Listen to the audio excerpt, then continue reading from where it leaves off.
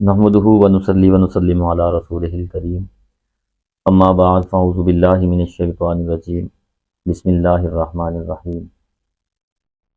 تو بیٹا جی، یہ جو سوال آپ نے کیا ہے، کسی بہن نے پوچھا ہے بے اولادی کے معاملات میں کہ ان کے گھر اولاد نہیں ہے، اس کے لیے اللہ رب العزت نے قرآن کریم میں بڑا ہی آسان حل بتایا ہے۔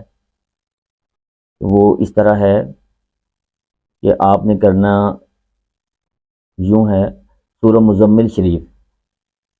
مزمل شریف آپ نے بعد از نماز فجر 41 مرتبہ روزانہ پڑھنے کا معمول بنا لیں، اور تھوڑا سا پانی اپنے پاس رکھ لیں۔ وہ پانی آپ نے میاں بیوی نے دم کر کے روزانہ پینا ہے۔ اس کو 2 مہینے آپ نے یہ کام کرنا ہے، اور اس کے ساتھ ساتھ آپ نے کرنا اس طرح ہے کہ پنساری کے پاس چلے جائیں، وہاں سے آپ نے گول برگد لے لینی ہے، یعنی کہ بوڑ کا پھل اس کو کہتے ہیں۔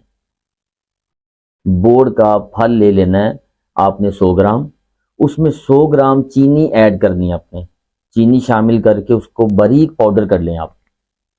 اس کو صبح و شام بعد از فراغت حیض، جب آپ حیض سے فارغ ہو جائیں، اس کے بعد 1 چمچ میاں کو 1 چمچ بیوی نے، دونوں نے مل کے یہ پاؤڈر کھا لینا ہے۔